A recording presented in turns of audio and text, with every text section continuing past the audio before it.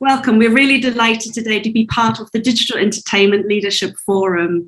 Today, our panel is looking at the changing the narrative, the future of esports. And as the esports sector as a whole is growing at an exponential rate, we need to also make sure that there's positive action to develop an esports industry into a sustainable, diverse, and very inclusive space. Today, we're going to hear from women on the Women in Esports Initiative, part of the British Esports Association, to discuss how we all can play a part in shaping a welcoming community, which is encouraging women into the industry, but also help to shape a prosperous future for esports for all. So today, I'd like to welcome our panel. It's Alice Leaman. She's head of operations at the British Esports Association and co-founder of the Women in Esports Committee. Sarira Lavasani, she's currently a Corsair PPC specialist, a global developer manufacturer of high performance gaming and streaming gear. And Shoubna Naika-Taylor, she's the curriculum lead in for creative and digital at the Coventry College and a general manager of the Coventry Crosshairs Esports team. There we go, big title. Welcome everybody. And part of our conversation today, we like to highlight what has already been done in this space so far, some of the positive case studies to help raise awareness of some of the challenges that we see in this space and how to be more inclusive in esports. So with that, good morning, everyone. Alice, I wonder if you could kickstart the panel discussion today to give us a little bit of an overview of the Women in Esports Initiative that was launched in 2019 and some of the remit to why the importance to establish this committee. Of course. So Women in Esports, the campaign kind of developed off our work at British Esports, so it comes underneath that umbrella. It was co-founded by myself and my colleague Morgan, who's our head of marketing. We kind of realised that there's a lot of great women in the industry out there, and it's how we can best shine a light on them, hope to develop more women and girls to see esports as a career they can go into. So initially it started out in late 2019 as more of a content campaign. So just trying to, like I said, shine a light, celebrate those women in the industry. But as we were kind of going through speaking to a lot of different women, we realised that there's a lot more we could try and do with this. And so that's where it developed more into an initiative with the foundation of the Women in Esports Committee, which is 13 different members all across the esports space in a lot of different roles. So we get a wide variety of perspectives on where we should really push forward, because me and myself and Morgan can't think of the right direction just by ourselves. And so this is why it's important to have all those different perspectives to make sure we're progressing in what is the right direction for the esports industry as a whole. So it's important because from having those conversations, we've realised that a lot of women either feel maybe not comfortable or not happy being in the spotlight, or there's a lot of behind the scenes roles that we don't even know that exist, and we should be putting a light on them, showing the great work that everyone's doing in making esports more welcoming. There's a lot of unfortunate negative press that happened with Me Too, and it's how we try to really push forward on that and make sure that this has happened. We need to recognise that and then make sure we're making those positive changes now, so then the future can be more welcoming for like the younger generation that are coming through. Like we work with the schools and colleges at the moment in my role as head of operations. So it's making sure that we're giving them a welcoming space, making sure it's as inclusive as possible. So when they grow up, they can carry on building those best practices as well. So now we kind of work on 3 key pillars at Women in Esports. So it's education. So like I mentioned, best practices from a younger age. What can we do there through the education setting?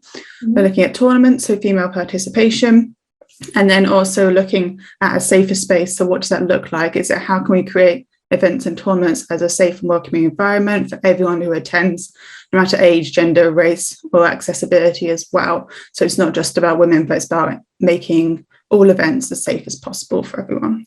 So we kind of cover different areas, but I think these are the key important steps on how we can really progress things forward. And there's things we can do now, but there's also looking at the long-term goals as well.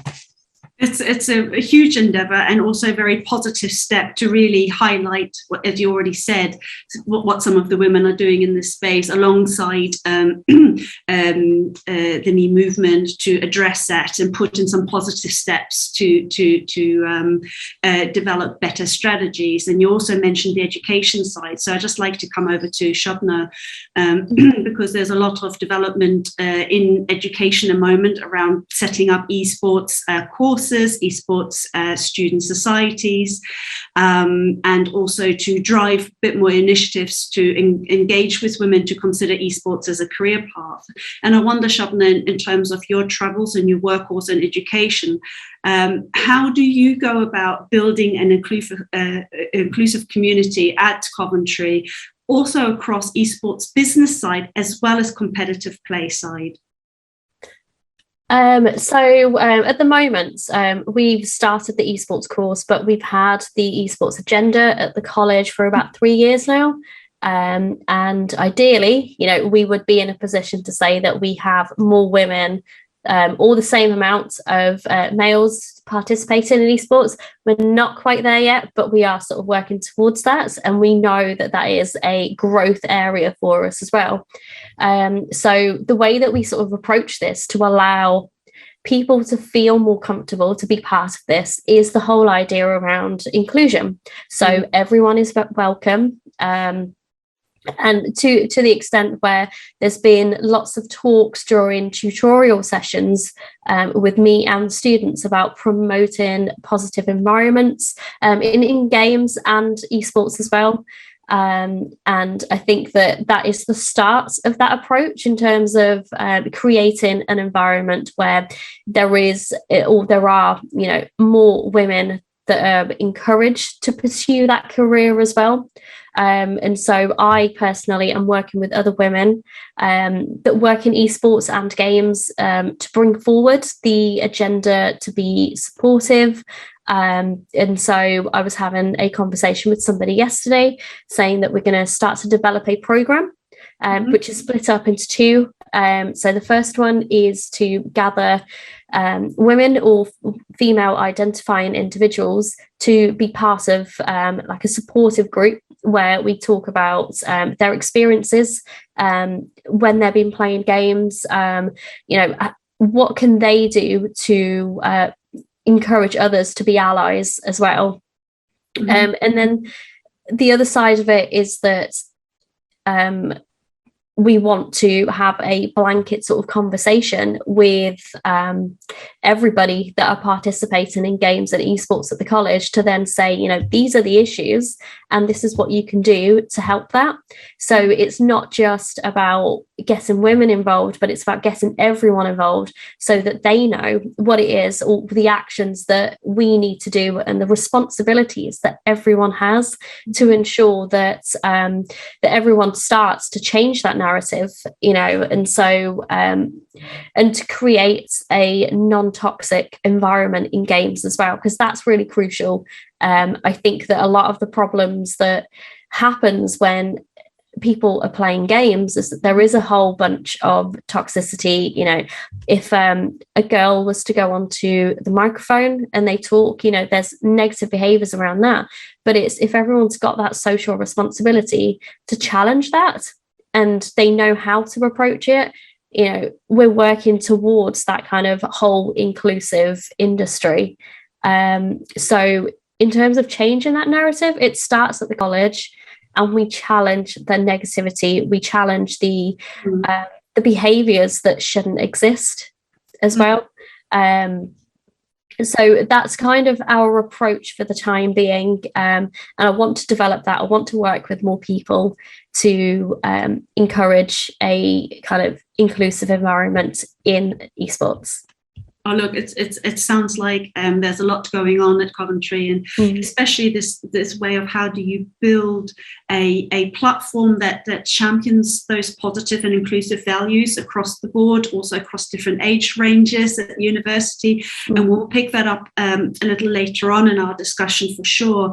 as into what that part is of how to change that narrative, and the responsibility of all that. Social responsibility is the big part, and bringing Sarira into the conversation as well, as you have a very long-standing career in esports, working with Face It, now with Corsair, and I'm sure you have many personal experiences what it's like to work in a very male-dominated environment still to date. And what I'd like to just hear from you a little bit is how you have seen over the years the industry take note into motivating and inspiring perhaps more women to consider esports as a viable career option. I mean, you have, and Prospect, which is fantastic to see, but I wonder, how you managed to feel included there. And as a sort of follow-on question a bit about, where do you see in your environment currently women making an impact in the industry like yourself?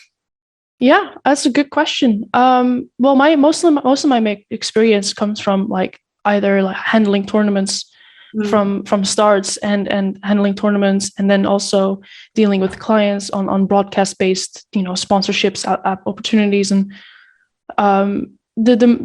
being in a male-dominant scene was the thing that everyone loves a success story, and everyone loves hearing me talk about, it was a great experience, and it was a great experience, but it was also a lot of hard work.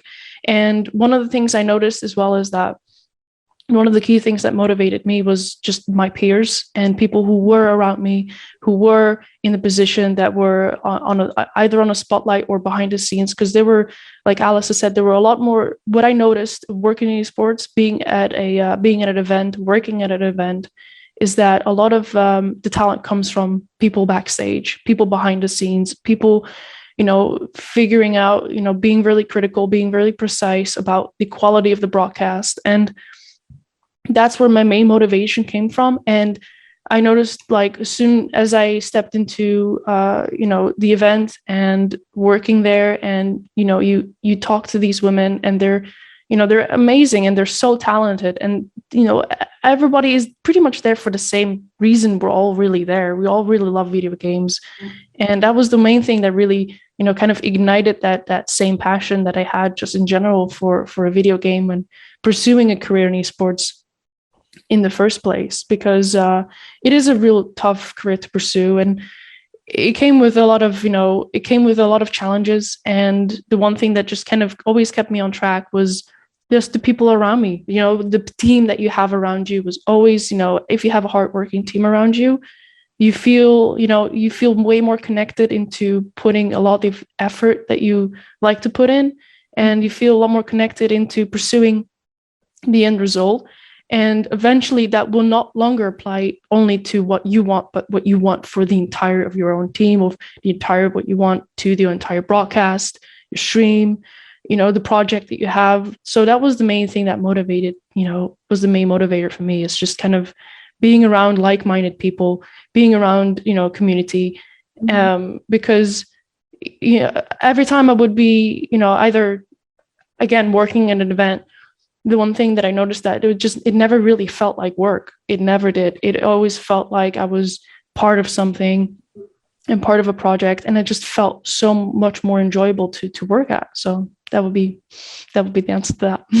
Yeah, it's actually really interesting, because how do we then highlight, or where can we put some of those really positive and stories out there, to really inspire the next generation of women to say, gosh, there are some fantastic initiatives where I can step into, go from influencing to shoutcasting, or I'm really fantastic with video production, never knew I could get a job in that industry. And I'm just going back to Al, from your experience, also establishing women-only tournaments, or just trying to create a platform to inspire and create, I guess, a confidence also in women to play not only with each other, but also step out into the arena that is then perhaps mixed teams, or even go head to head with their any counterpart in the competitive arena, is to see. Why do you think, or at what point do we do this underrepresentation take place? Because there is plenty of research out there that suggests, boys and girls, like-minded, love playing video games. They're equally interested in playing computer games, but there's still that stereotypical role model of, entrenched, and guys go on to do, computer video games, and women stick with, maybe just sort of some iPad mobile gaming. It's just very typical role models that have been developed. And but if you look at the statistics of fan base and who's playing games, I put my head on the chopping block there, but it really is 50-50 now, in terms of engagement. So I'm just wondering, where do you think change needs to happen when you go from that fantastic environment of, younger boys and girls playing games at the same rate, and then suddenly there's that division? Where have you seen sort of some of that change to happen? Could you share some of your insights there? Yeah, I would say we've kind of seen it. I mean, it's kind of in general as well, just in STEM subjects, sort of coding, computer science. It seems to be the drop off, I guess, as they go into like secondary school.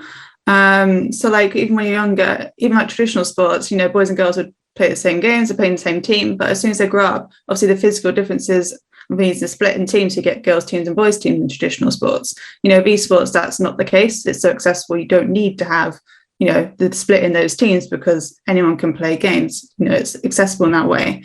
So I'd say that from traditional sports leads to those like sort of connotations and stereotypes that then it also applies to esports, even though in the UK it's not classified as a sport itself, it's a game.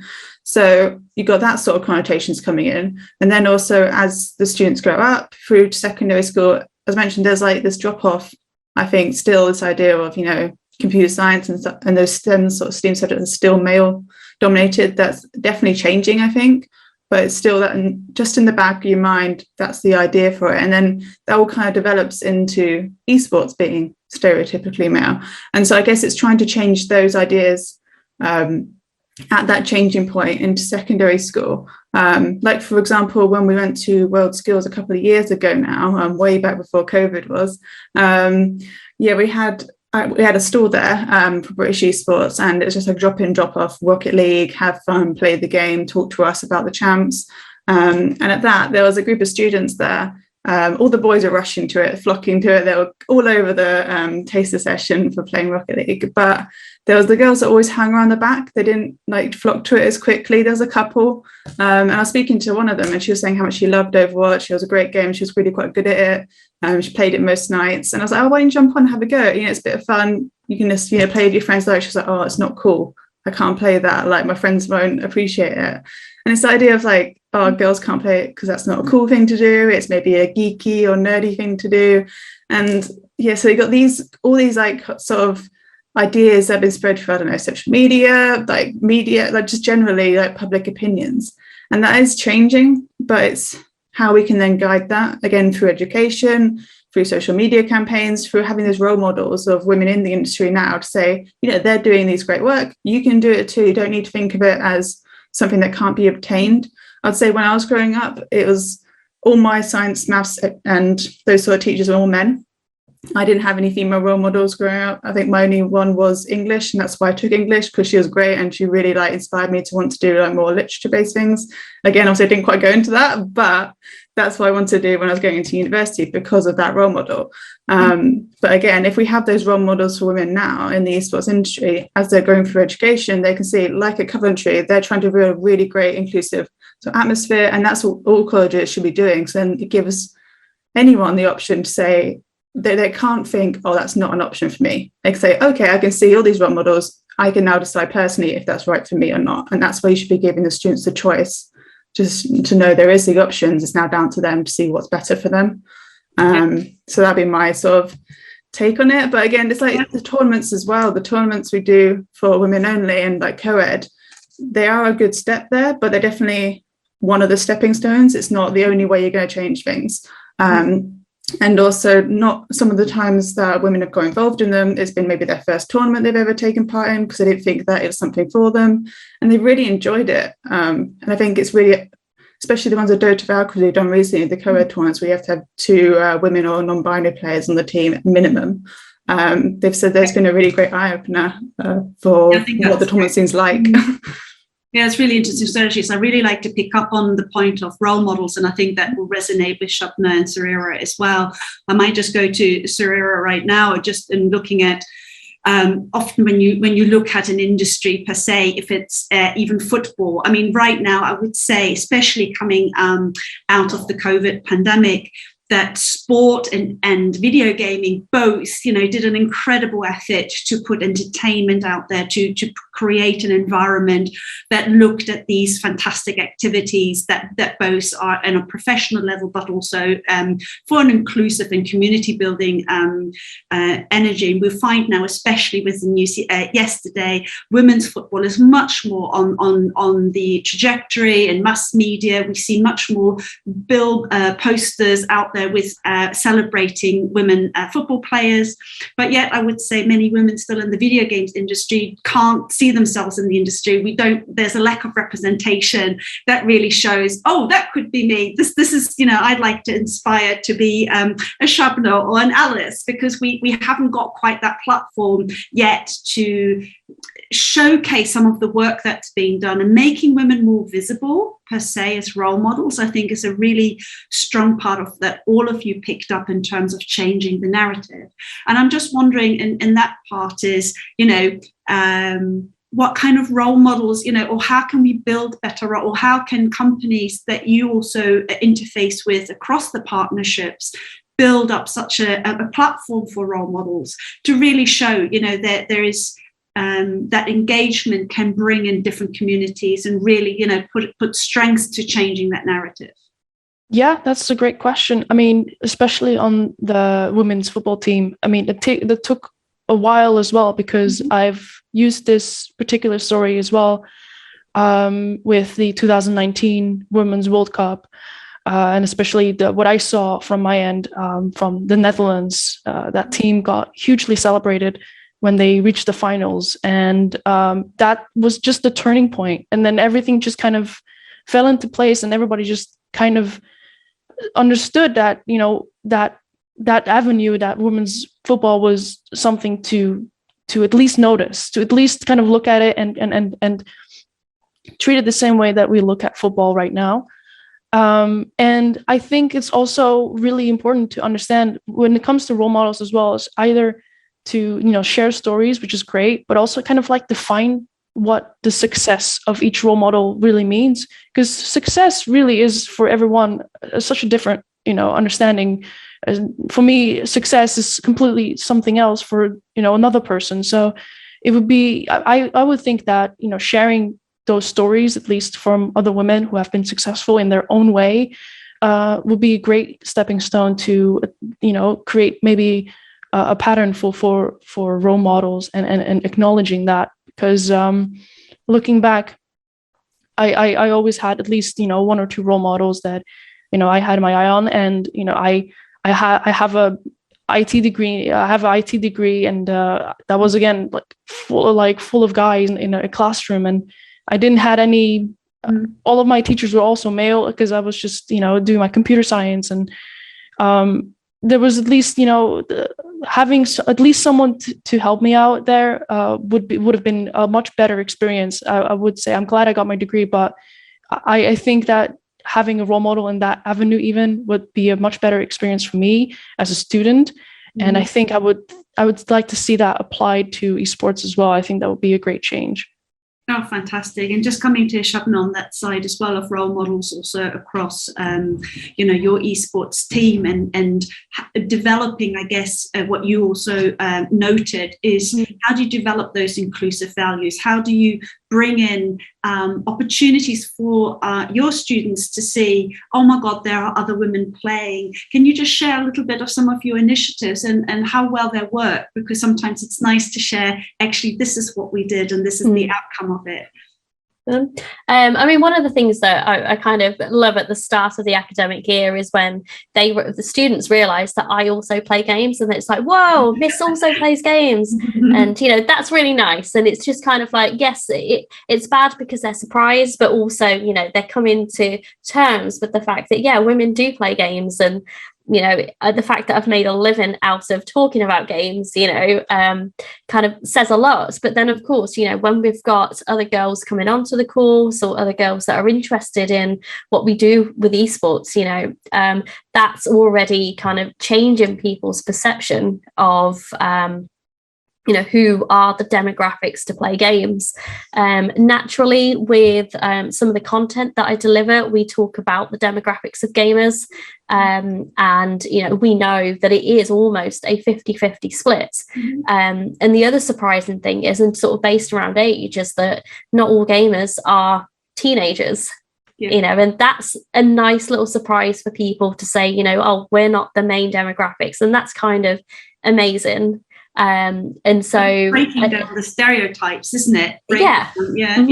Absolutely. And the more work we do around that, the more research that's available for anyone to have access to really sort of helps with encouraging more people that are outside of the I suppose the stereotypical demographic to get involved into games as well.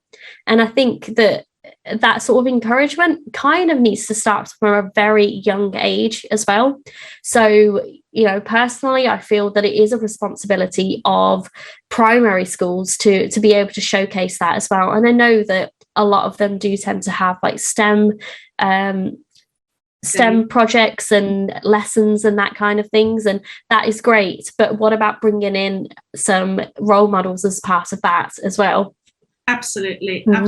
I think we find that across some of the other sectors in engineering and math and physics as well, that you often have that typical male with hard hat on and standing in front of a big building to advertise engineering skills or computer sciences. So I think breaking those stereotypes, that narrative, just by having role models that showcase a range of community representation is really essential and actually not that difficult. And like all of you in our travels, not only across the UK but internationally, I'd like to just touch base quickly on what other great initiatives you have seen out there, because sometimes you think, oh gosh, we're doing this bit in our little locality or our neighborhood or regionally, but there's a lot of tremendous effort globally going on to connect but also unite these best practices in a way. And if I just go around the panel, Alice, of what have you seen very recently, I guess, that is doing great work in changing the narrative and really uplifting women to step into the esports industry? So I guess I have a couple, but one of the main ones that I think comes to most people's minds is obviously the Valorant scene at the moment. So Riot's put a lot of money and a lot of time into developing other challenges, and the amount of female teams I've seen just keeping on socials and things like that popping up to get involved in Valorant and really build that sort of esports competitive side of Valorant for women, I think is really amazing. And I think it's incredible to see how quickly it's grown in like the past couple of years, a year and a bit now that Valorant's been out. So that's something that, with Riot's backing, because it has that, hopefully will continue to grow and continue to stabilize. And I think the one important thing is there's a lot of great initiatives doing stuff, and it's how they can be sustainable to make sure that they're continuing to do things, not just being a one and done. And I think that's something we're trying to be really conscious of, is what can we keep doing rather than doing one thing. But I think Riot's scene for Valorant, for the women's scene in particular, is sustainable. It seems to be anyway, from what I can see. But also people like Dota Valkyries, who are doing something very similar to us. We partnered with them for just the Dota 2 scene in particular. They're trying to focus more on how to get a female pro up into like TI, into the international. Obviously, that is a long-term goal for them, but they're focusing on what are those steps they can do now. Is it content series? Is it, again, getting those role models, doing the co-ed tournaments, as mentioned? So I think they're two kind of different scales, I guess, because one's obviously big Riot funding and one's another non-profit like us. But I think it's important to know that all levels, no matter how big the initiative, I think everyone's still trying to do their bit, helps play into it for the esports industry. And yes, it might be in their own little particular title, but if we all work together and we all celebrate what everyone's doing, it should hopefully push it forward. Absolutely. Sarira? Yeah, I have to agree with Alice on the same thing, to be honest. Seeing So seeing the Dota Valkyries was really, really cool, because that was for me like the perfect example of just kind of a community bringing something together and like, what can we do, and really nailing that part. But yeah, the Valorant with Valorant was really kind of just refreshing to see, also more because just kind of putting effort into establishing a scene like that. It was just really nice to see, because knowing, Counter-Strike wasn't really much of that there. And it was just really great to see Riot kind of showing that it can be done. Really, it just really needs to start from somewhere. And it was just nice to see that Riot was like, all right, well, we're going to put money into this, we're going to build this scene. And and seeing a full 32 team tournaments and bidding wars for female players was fantastic. So yeah, I have to agree with Alice on that. So it comes down also with the big brands, that investment into this community, because as you say, 50-50 of women being interested in esports, but as fan base, as gamers themselves, there's a lot of commercial viability behind that as well. And if we see more investment coming in there, like we've seen with women football in this case, and this, across the way, you can see, fantastic opportunities. But look, I'm sure we could sit here for a very long time discussing some of the fantastic initiatives that are out there globally. But we've come to an end, and I'm sure lots of other conversations will come off the back of this. So for now, I really like to just thank Alice, Zerari, and Shoubna for your time today to be part of this panel. And to change the narrative about the future of esports. Thank you very much.